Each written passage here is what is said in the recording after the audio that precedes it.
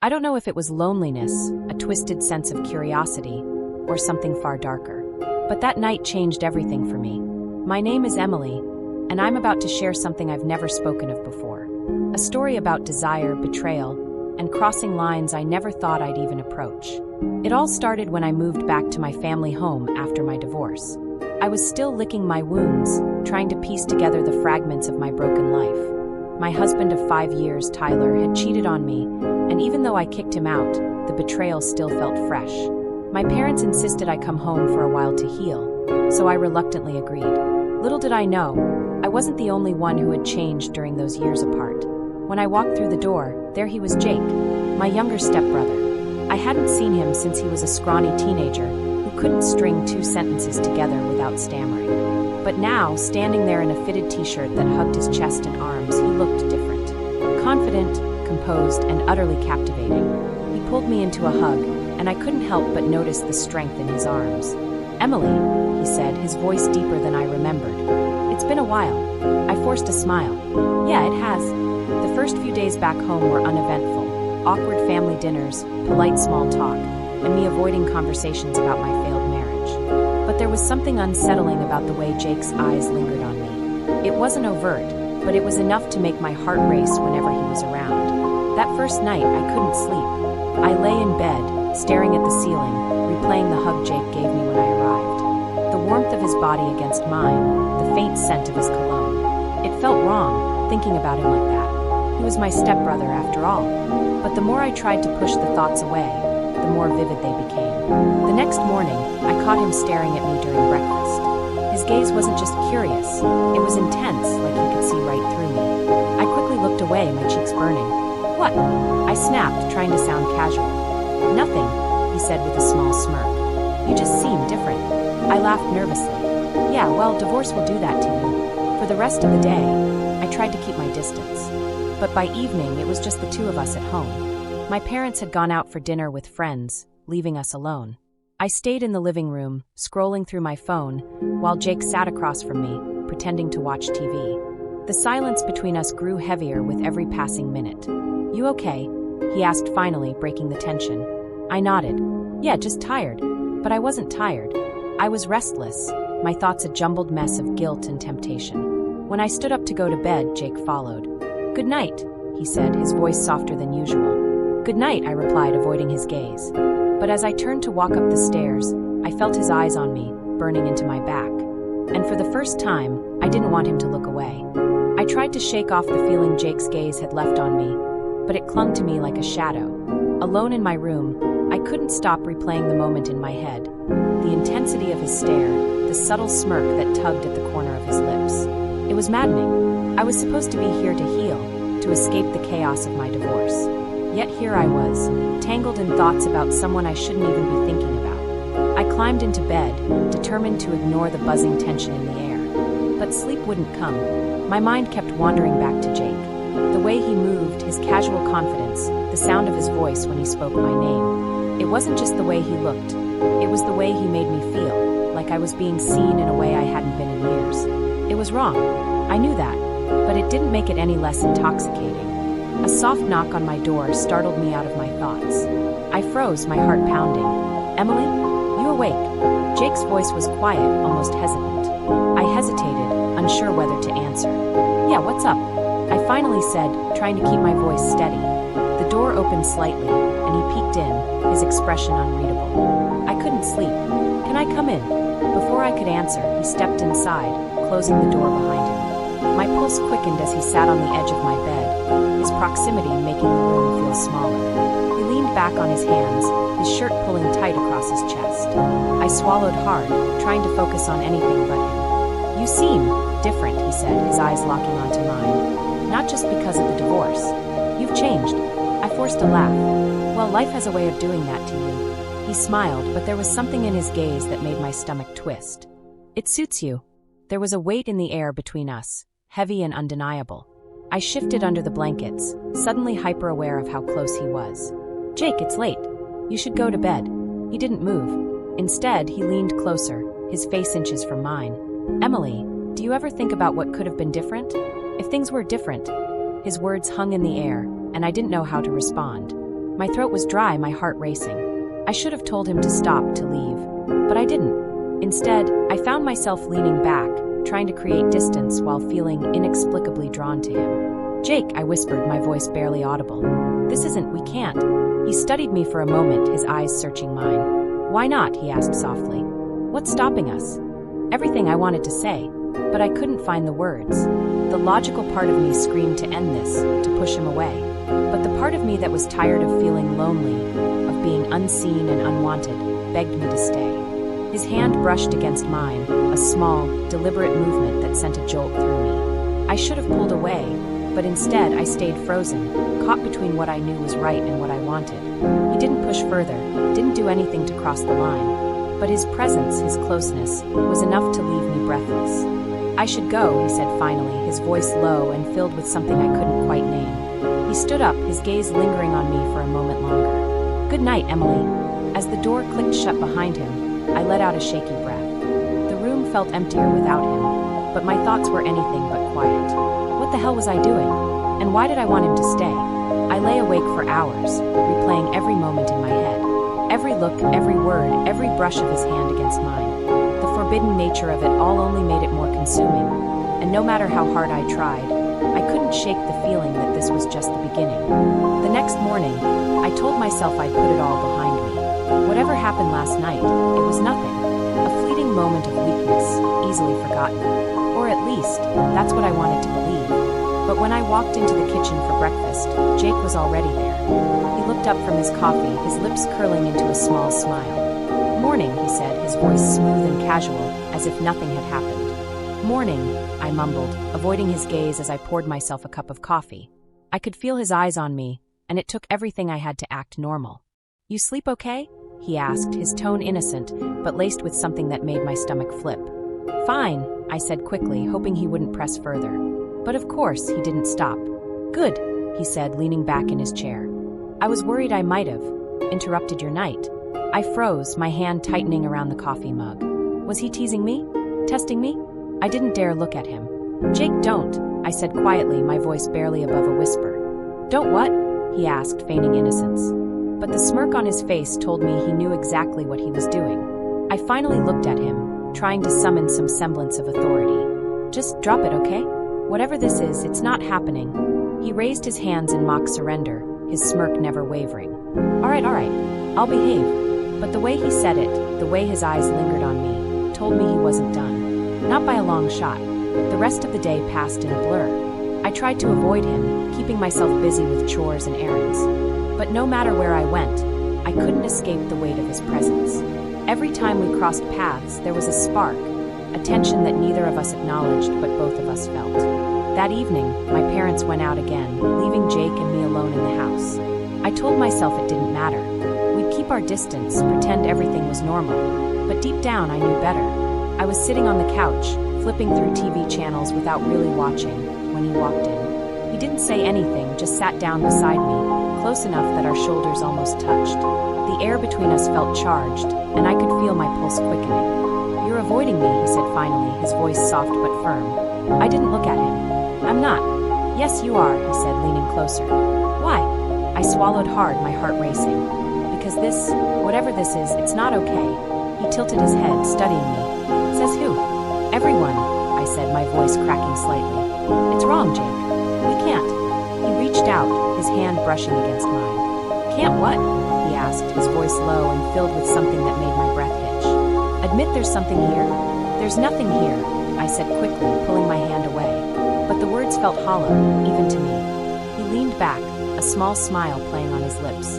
"If you say so." I wanted to scream at him, to tell him to stop playing games. But the truth was, I wasn't sure I wanted him to stop.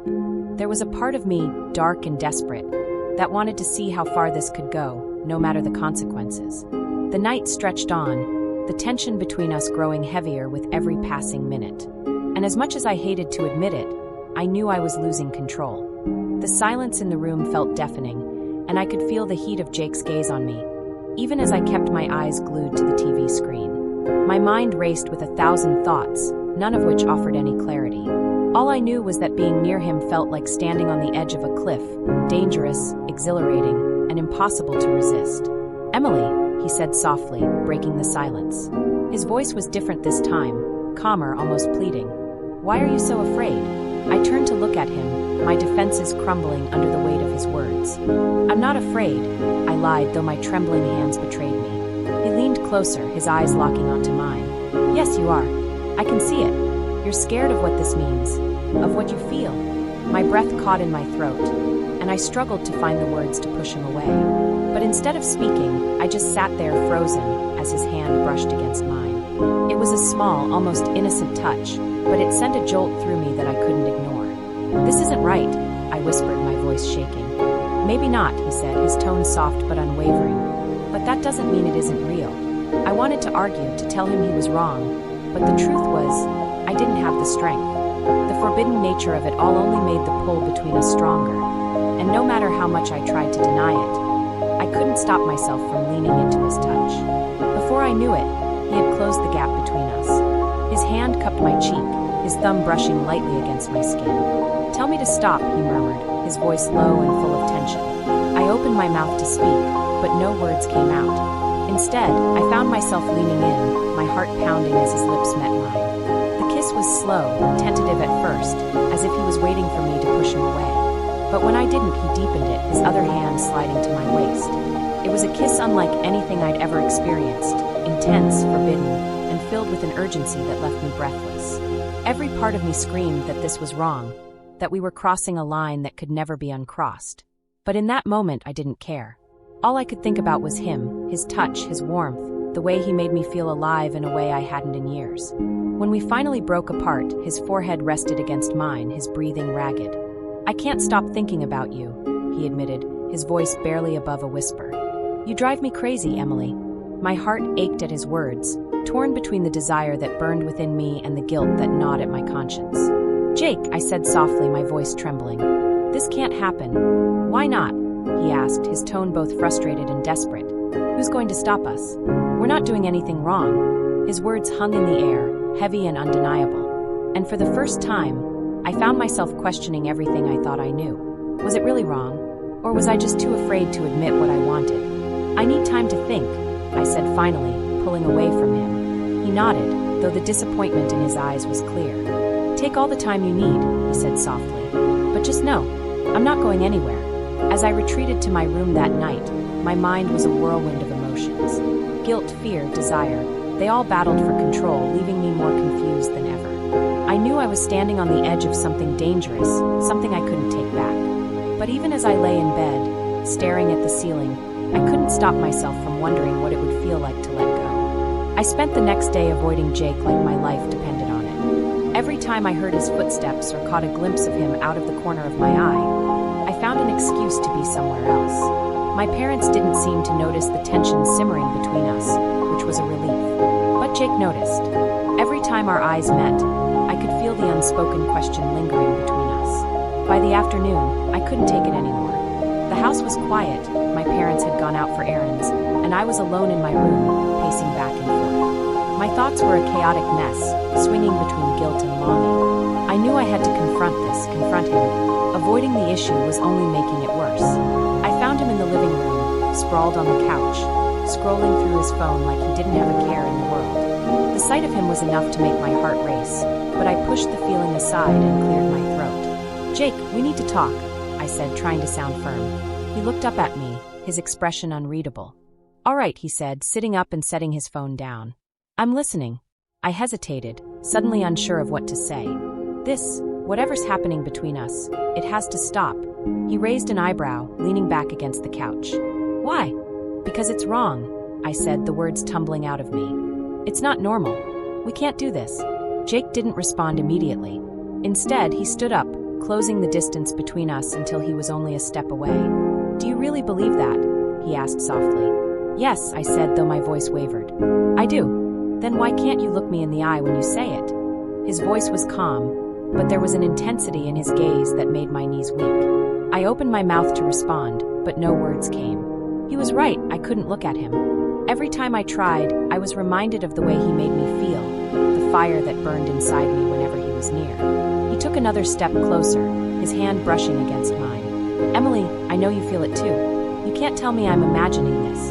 My breath hitched as his fingers laced through mine, the touch sending shivers down my spine. I should have pulled away, but I didn't. Instead, I stood there frozen as he leaned in, his voice barely above a whisper. "Tell me to stop, and I will."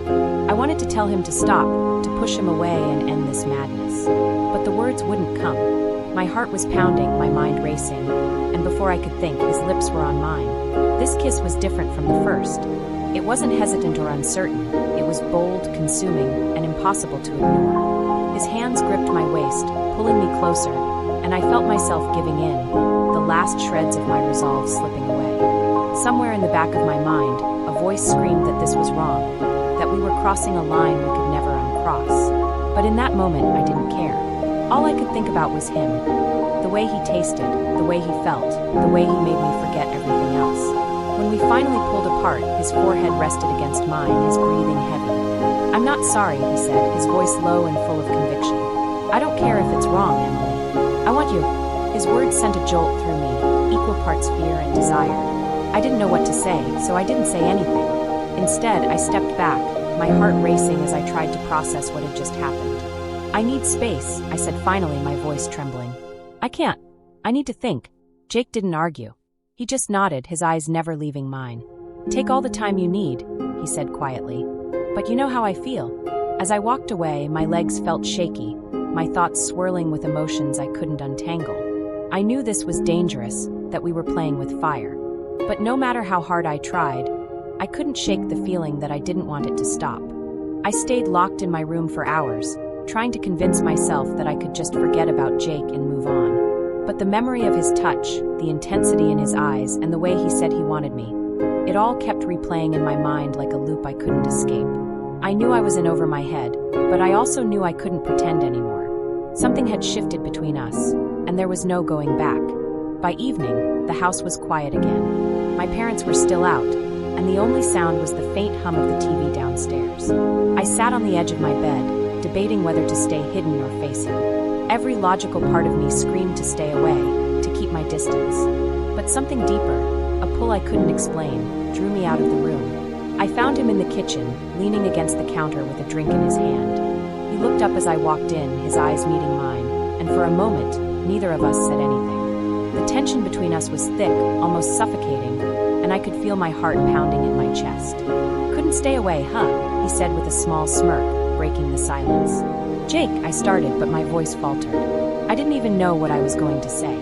He set his drink down and took a step toward me, his expression softening.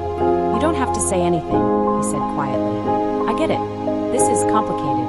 "Complicated?" I repeated, my voice shaking. "This is insane. You're my stepbrother, Jake. Do you even understand what that means?" He nodded, his eyes never leaving mine. "Yeah, I do. But I also know that whatever this is, it's real. And I'm tired of pretending it's not." His words hit me like a punch to the gut. He was so calm, so sure of himself, while I was a mess of emotions I couldn't even begin to sort out. I wanted to yell at him, to tell him he was being reckless and selfish. But instead, I just stood there, unable to move as he closed the distance between us. "Tell me you don't feel it," he said softly, his hand reaching out to brush a strand of hair from my face. "Tell me you don't want this, and I'll stop." I opened my mouth to speak, but the words wouldn't come. Because the truth was, I couldn't tell him that. I couldn't deny the pull between us, no matter how much I wanted to. His hand moved to my cheek, his touch sending a shiver down my spine. "Emily," he whispered, his voice so soft it was almost a plea. "Just let go. Just for tonight." My resolve crumbled in that instant, and before I could think, I found myself leaning into him. His lips met mine in a kiss that was both desperate and tender, a perfect storm of emotions that left me breathless. His hands gripped my waist, pulling me closer, and I felt myself melting into him, the rest of the world fading away. We stumbled back toward the couch, our movements clumsy but filled with urgency. His touch was everywhere, my waist, my back, my neck, and I couldn't get enough. It was like years of pent-up tension were finally spilling over, and there was no stopping it. But then, as his hands slid under my shirt, a sliver of doubt crept into my mind. This was Jake, my stepbrother. What were we doing? I pulled back abruptly, my chest heaving as I tried to catch my breath. "I can't," I said, shaking my head. "I'm sorry, Jake. I can't." His face fell, and for a moment he looked as lost as I felt. But he didn't argue. He just nodded, stepping back to give me space. "It's okay," he said quietly, his voice tinged with disappointment. "I understand." I stood there for a moment, unsure of what to say or do. Then I turned and walked away, my heart heavy with regret and confusion. As I climbed the stairs to my room, I couldn't help but feel like I'd crossed a line I could never uncross. And yet, a part of me couldn't stop wanting more. The next day, the house felt quieter than usual, but not in the comforting way it used to. It was the kind of silence that carried the weight of everything unsaid. I avoided Jake entirely, spending most of my time in my room, trying to distract myself with anything I could, books, my phone, even cleaning out old drawers. But none of it worked. My thoughts kept circling back to him, to the way he made me feel, to the things I couldn't let myself admit. By evening, my parents were back, and the normalcy of family life returned, at least on the surface. I joined them for dinner, making an effort to act like everything was fine. Jake was there too, sitting across from me at the table. He didn't say much, but every time our eyes met, I felt a jolt of electricity shoot through me. "Emily, are you all right?" my mom asked, breaking the awkward silence. "You've been awfully quiet today." I forced a smile, pushing the food around on my plate. "Yeah, I'm fine. Just tired." She nodded, satisfied with my answer, but Jake's gaze lingered on me. I could feel it even as I avoided looking at him.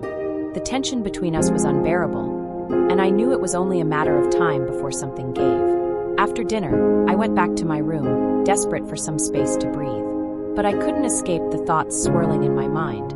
The way Jake had looked at me, the way he'd made me feel alive in a way I hadn't felt in years. It was intoxicating, and it terrified me. A soft knock at my door pulled me out of my thoughts.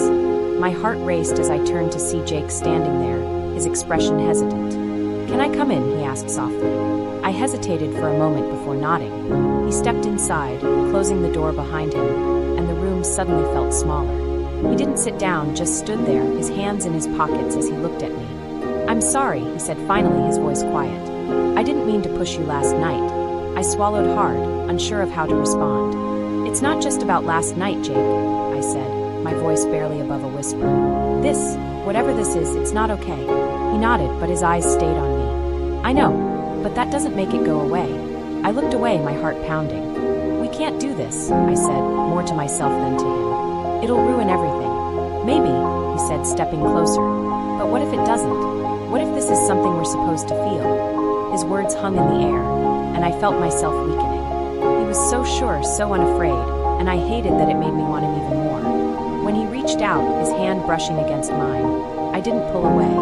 The warmth of his touch sent a shiver down my spine, and I knew I was standing on the edge of something I couldn't control. "Emily," he said softly, his voice full of emotion. "Just tell me you don't feel the same, and I'll walk away."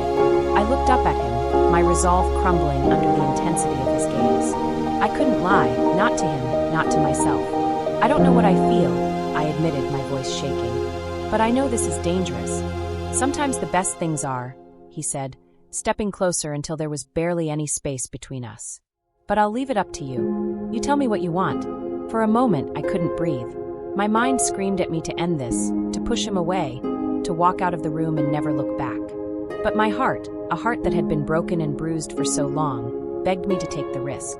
"I can't decide right now," I said finally, my voice barely audible. "I need time." He nodded, his hand falling away. "Take all the time you need," he said softly. "But I'm not giving up on us." As he left the room, closing the door behind him, I felt a mix of relief and longing. I knew this wasn't over. Not by a long shot. The days that followed were a strange mix of avoidance and tension. Jake gave me space, just like he'd promised, but it didn't make things any easier. If anything, the distance only heightened the pull between us. I found myself searching for him in the quiet moments, listening for his footsteps, catching glimpses of him out of the corner of my eye. It was like he was everywhere, even when he wasn't. One night, I couldn't sleep. The house was silent, the kind of stillness that made every thought in my head feel louder. I tossed and turned, but no matter how much I tried to shut my mind off, it kept circling back to him. His voice, his touch, the way he made me feel. Eventually, I gave up and went downstairs to get some water.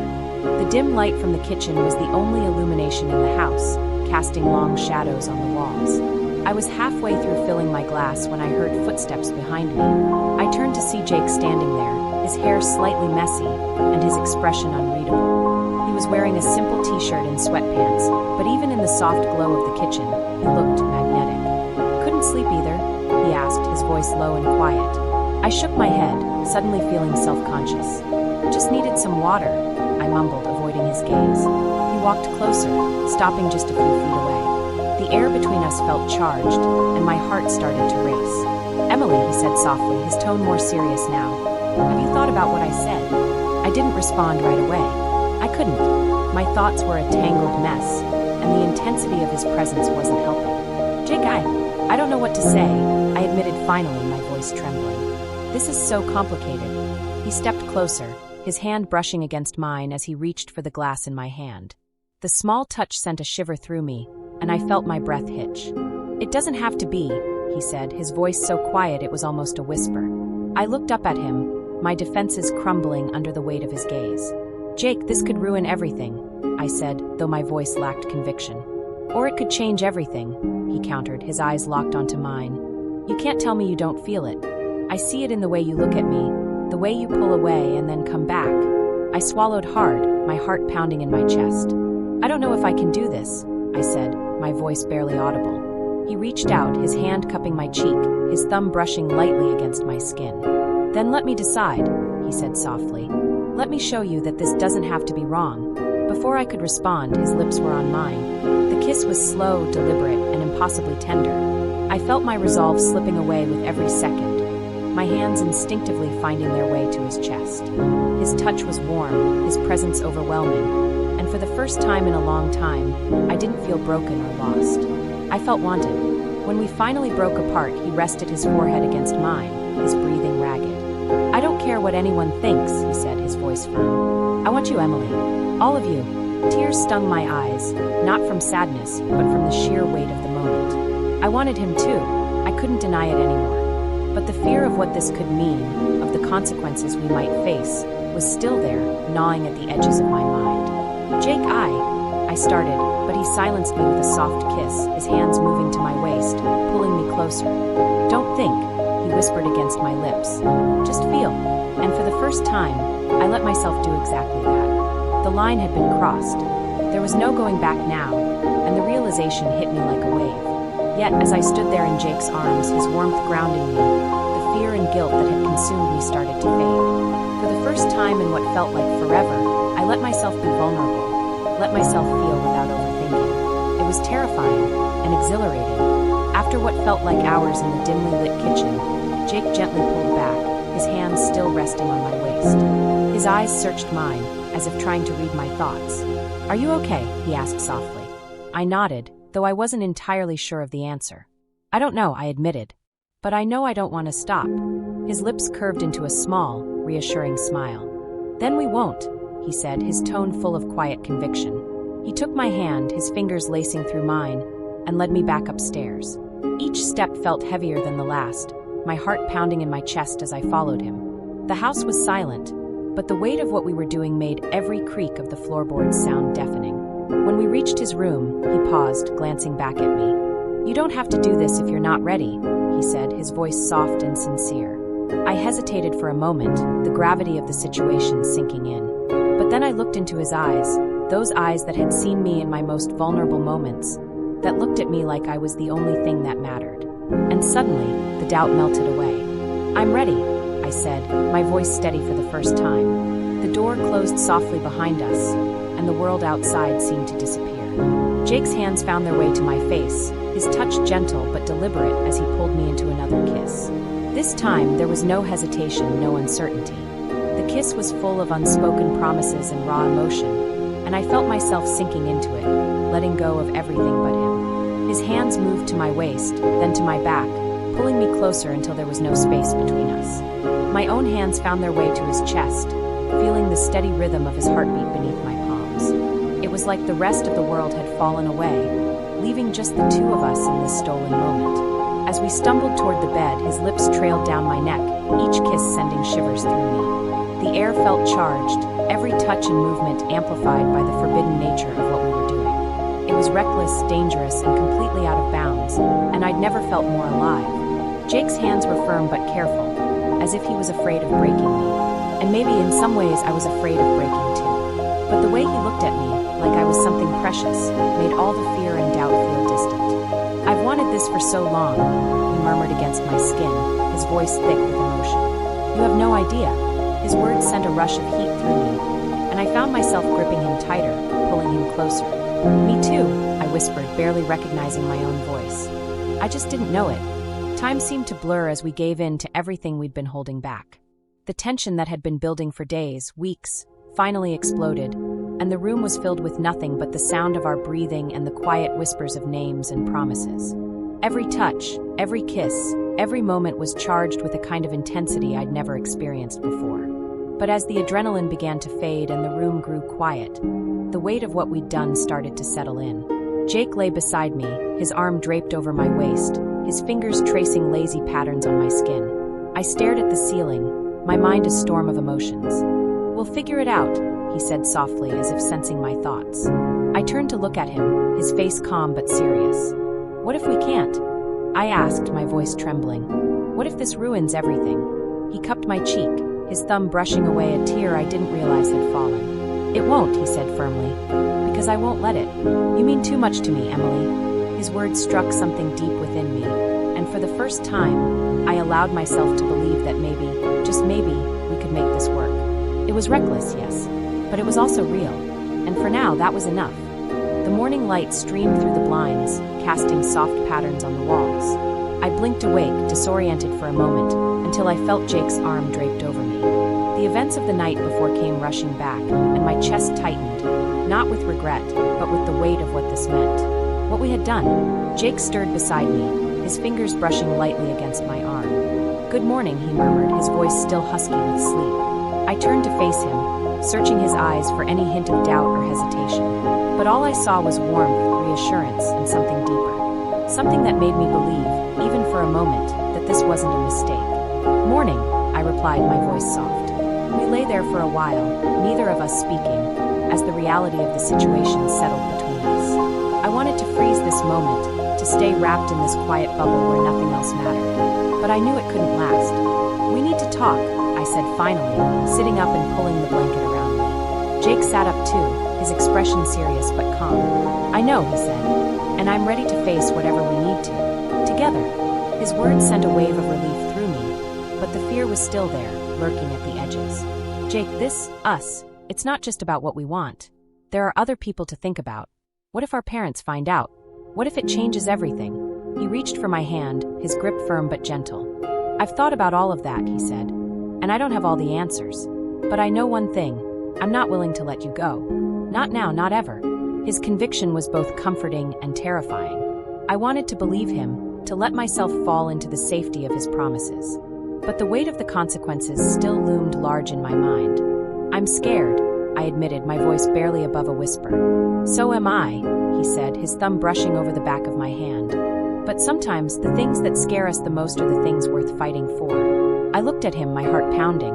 He was right, this was terrifying, but it was also undeniable. The connection we shared, the way he made me feel, the way he looked at me like I was the only thing that mattered, it was worth fighting for. "We need to be careful," I said finally. "If we're going to do this, we can't let anyone find out. At least not yet." He nodded, his expression serious. "I promise. We'll take it slow. Whatever you need." I felt a small smile tug at my lips, despite the storm of emotions inside me.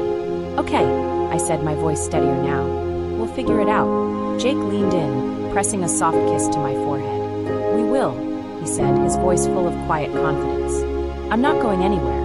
As the day wore on, we slipped back into the routine of family life, pretending nothing had changed. But between the stolen glances, the fleeting touches, and the quiet moments we shared, I knew everything had changed. And though the path ahead was uncertain, one thing was clear: we were in this together. If you enjoyed this story, don't forget to like the video, comment below, and subscribe to the channel. There are plenty more stories like this coming your way, so stay tuned.